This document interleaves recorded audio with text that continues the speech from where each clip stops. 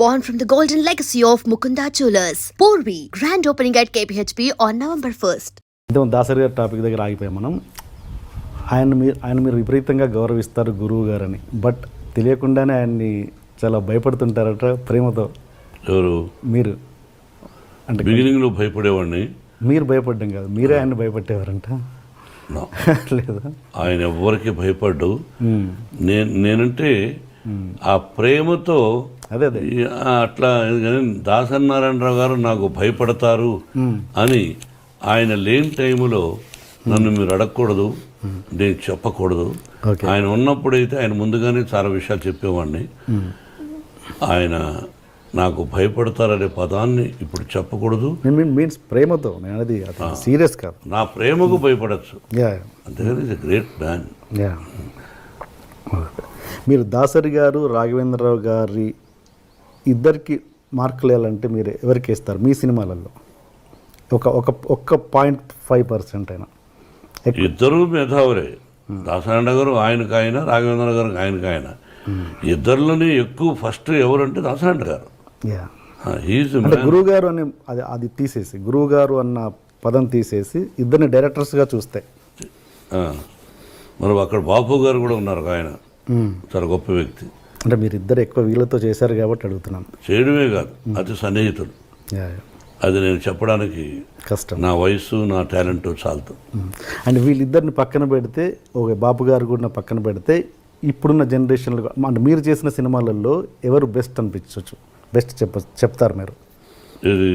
మీరు చేసిన అన్ని సినిమాలలో దాసరి గారు, రాఘవేంద్రరావు గారిని పక్కన పెట్టి, బాపు గారిని కూడా పక్కన పెట్టి వేరే ఒక డైరెక్టర్ పేరు చెప్పండి, మంచి బెస్ట్ డైరెక్టర్ అని. కేఎస్ఆర్ దాస్ గారు ఉండేవారు. ఓకే. అండ్ ఇప్పుడు యంగ్ జనరేషన్లో రవిరాజ పినిశెట్టి, కేఎస్ఆర్ దాస్ గారు అప్పుడు, ఆ జనరేషన్ తర్వాత Raviraja Pinisetty, B Gopal. Yes.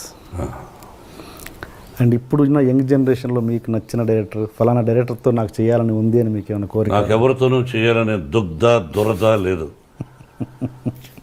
Okay. So మీకు నచ్చిన ఇప్పుడు జనరేషన్ డైరెక్టర్స్ అందరూ ఇష్టమే, అందరినీ ప్రేమిస్తా, అందరినీ గౌరవిస్తా. ఇతను డైరెక్షన్లో నేను చేస్తే బాగుండు అని నేను ఎందుకు అనుకోవాలి? వాళ్ళకి నచ్చితే పెట్టుకుంటారు, అంతే. ఓకే. అండ్ దాసరి గారు ఆయన చనిపోయినప్పుడు ఆయన కనీసం చూడ్డానికి కూడా రాని వాళ్ళ మీద మీ అభిప్రాయం ఏంటి? అది వాళ్ళ సంస్కారం, వాళ్ళ విజ్ఞత, అంతే. మీరు ఎప్పుడు ప్రతి దాంట్లో, ప్రతి స్టేజ్లో కావచ్చు, ప్రతి ఎక్కడైనా ఒక చిన్న ఫంక్షన్లో కావచ్చు, వన్ మ్యాన్ షోగా ఉండడానికి ఎక్కువగా ఇష్టపడతారు. ఎందుకు? మీరే అంతా అన్నట్టుగా వన్ మ్యాన్ షోగా ఎక్కువ మీరు ప్రిఫర్ చేస్తారు. ఎందుకు? మీరే ఎక్కువగా మాట్లాడాలనడానికి, లేదా మీరే వన్ మ్యాన్ షోగా ఉండడానికి ఇష్టపడతారు? నాకు అర్థం కాదు ఆ ప్రశ్న.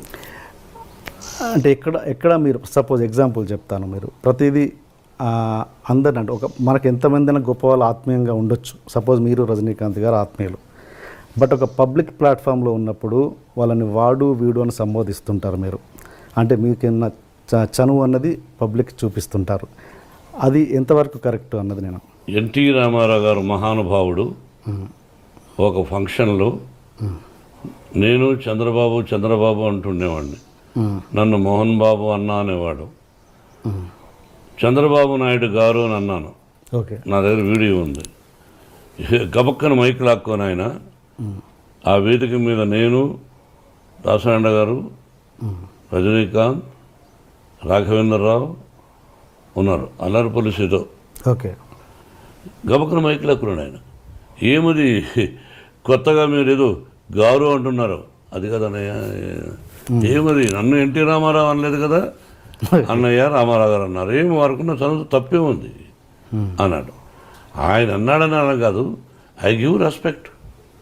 ఎనీ ముఖ్యమంత్రి అయినా ఎవరైనా గౌరవిస్తాను. చంద్రబాబుని వాడు అని సంబోధించనే తప్పది. చంద్రబాబుని సంబోధిస్తారు. రజనీకాంత్కు నాకు ఇంకో అమరీష్ అని, మేమంతా స్నేహితులు కాబట్టి సహజంగా అది తప్పు అని అనడానికి మీరెవరు? వాడికి నాకు ఇష్టమైనప్పుడు, మా ఇద్దరికి ఇష్టమైనప్పుడు మీరెవరు? అసభ్య పదజాలం వాడినప్పుడు తప్పు. స్నేహపూర్వకంగా వాడు వీడు అని అంటే తప్పులేదు. రజనీకాంత్ నన్ను ఒకసారి దొంగ నా కొడుకుడు అన్నాడు రామారావు గారిని పక్కన పెట్టుకుని ఏది పబ్లిక్ ప్లాట్ఫామ్ పబ్లిక్లో. ఓకే సరదాగా రామారావు గారు ఓరు పగలబడి వేడ ఆయన. అంటే అది సరదాగా వాడు అంటూ ఉంటాడు, వీ లవ్ అంత అది తప్పెట్టు అవుతుంది. అంటే ఇప్పుడు మీరు అన్నది మామూలుగా పబ్లిక్లో ఉన్నప్పుడు కాదు, పబ్లిక్ ప్లాట్ఫామ్లో అన్నాడా స్టేజ్ మీద?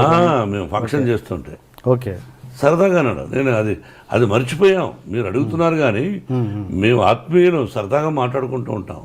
Okay okay. అంటే ఇప్పుడు మీ గురువు గారైన దాసరి గారు కూడా మిమ్మల్ని నాకు తెలిసి స్టేజ్ మీద ఎప్పుడు వాడు వీడు అని సంబోధించలేదు ఆయన? ఒక సందర్భంలో ఎప్పుడైనా మోహన అని, దాందేముంది, అలా ఆయన ఒరే అంటే సంతోషం నాకు. ఓకే. అంటే నేను మాట్లాడేది ఏంటంటే రాఘవేంద్ర గారు నన్ను సోదర అంటాడు, ఇంకా అదే టాపిక్ వదిలేవాడిని గురించి మనం. Okay okay okay. అది ఇంకొకటి డైరెక్టర్స్ విషయానికి వస్తే రామ్ గోపాల్ వర్మ గారు, ఆయన ఎవరి మాట వినడు, మీరు అదే పరిస్థితి. ఇద్దరు కలిసి ఎలా ట్యూన్ అయ్యారు ఒక ప్రాజెక్ట్ రౌడీకి? రామ్ గోపాల్ వర్మ గారు ఎవరి మాట వినడనే సంగతి మీరు వాపస్ తీసుకోండి అని ఎలా అనుకుంటారు? ఎవరి మాట వినడు. ఓకే. నేను కూడా ఎవరి మాట విన్నాను ఎట్లా అనుకుంటారు? వినదగు ఎవరు చెప్పిన రామ్ గోపాల్ వర్మ మదరు, సిస్టరు, వాళ్ళ నాన్నగారు, ఆ ఫ్యామిలీ నాకు బాగా ఇష్టం. నాకు సన్నిహితుడు ఆయన కుమారుడు. రామ్ గోపాల్ వర్మ డైరెక్షన్లో మేము రౌడీ చేసాం. We are successful. మేము పెట్టిన డబ్బు మాకు వచ్చింది. విపరీతమైన లాభాలు వచ్చినప్పుడు ఓహో అంటారు. More than that, Ram Gopal Varma direction, hats up to him, the greatest talented fellow. కాబట్టి ఎవరి మాట వినడం అనుకోవద్దు. మీ ఇద్దరం సబ్జెక్టులో కూర్చున్నప్పుడు అడిగేవాడు, నేను ఇలా చెప్పేవాడు, నచ్చితే బాగుందనేవాడు, లేదా లేదులేండి అనేవాడు. ఓకే, ఆ వర్డ్ వాపస్ తీసుకుంటున్నాను. ఏది ఎవరి మాట వినడు కాదు, స్ట్రైట్ ఫార్వర్డ్, అంటే ముక్కుసూటిగా ఉంటాడు. తనకు నచ్చిందే చేస్తుంటారు. మీరు అంతే. అలాంటి వ్యక్తులు ఇద్దరు ట్రావెల్ చేస్తున్నప్పుడు ఎక్కడో క్లాష్ వస్తుంటుంది. అలాంటిది ఎప్పుడు మీ క్లాష్ రాలేదు, రాదు, రాబోదు. ఓకే. అండ్ ఒక హీరో మనకు సౌత్లో ఉన్నది ఏంటంటే, ఒక హీరో కూతురు హీరోయిన్గా రావడం అన్నది ఫ్యాన్స్ ఒప్పుకోరు అన్నది ఒక ఇది ఉంది, ప్రాబ్లం ఉంది. అది మీరు ఎంతవరకు ఎంకరేజ్ చేస్తారా చేయరా? ఫ్యాన్స్ ఒప్పుకోకపోతే ఆ అమ్మాయికి ఫస్ట్ పిక్చర్కి అవార్డులు వచ్చినాయి, శభాష్ అనిపించుకున్నది. అట్లా ఏమీ లేదు. హీరో కూతురు అంటే హీరో చాలా గొప్పవాడా? ప్రజల్లో నుంచి వచ్చినడేగా. హీరో కొడుకులను ఎంకరేజ్ చేస్తారు, హీరో కూతురులను అంత ఎంకరేజ్ చేయలేదు ఫ్యాన్స్. మా విష్ణువర్ధన్ బాబును ఐపీఎస్ చదవమన్నాను. ఈజ్ ఇంజనీరింగ్లో first class student, national player ఆడాడు బాస్కెట్బాల్. విష్ణు తెలియదు, గొప్పలు చెప్పుకొని నేను. విష్ణు నేషనల్ ప్లేయర్గా ఆడాడు బాస్కెట్బాల్, జేఎన్టీ యూనివర్సిటీలో నెంబర్ 1 స్టూడెంట్, 95 94. మనోజ్ క్రికెట్ ఆడాడు. వీళ్ళు ఆడారు. మనోజ్ని నటుడు అనుకున్నాను, విష్ణుని ఐపీఎస్ చేద్దాం, మంచి ఆఫీసర్ అనుకున్నా. కానీ వాడికి నటన మీద ఇంట్రెస్ట్ ఉన్నాడు. అమ్మ చెప్పాడు, నీ ఇష్టం నీదన్నా, అంతేగాని నా తర్వాత నా వంశంలో ఉండేవాళ్ళు ఆర్టిస్టులు అవ్వాలి అని కలలో కూడా ఊహించడా. ఓకే. ఇది కాకతాళీయం, ప్రకృతికి తెలుసు. ఓకే. మీరు మీ కూతురికి భయపడుతుంటారా? ఎవరికి? మీ కూతురు. ఓన్లీ ఆ అమ్మాయికే భయపడతా. ఏ విషయంలో? అన్ని విషయాల్లో నా మీద రాక్షసులాగా ఉంటుంది. ఒకటి ఎగ్జాంపుల్. అన్నీ అంటే ఉంటే కోపం ఆ పిల్లకి, నా కోపం ఆ అమ్మాయికి వచ్చింది. ఇంకెవరికి భయపడ్డాను, అంత భయపడతాను, అంత ప్రేమిస్తాను. అంటే ఒక ఎగ్జాంపుల్ చెప్పండి, దేనికి భయపడతారు? ఏదైనా 1 వెయ్యి ఉంటాయి. రోజులో 10 సార్లు మాడితే 9 సార్లు నన్ను భయపడుతుంది, విసుక్కుంటుంది. iDream. Please subscribe iDream Media. Please do subscribe to iDream. Please subscribe to iDream Media. For best entertainment and information, please subscribe iDream. And don't forget to subscribe to iDream.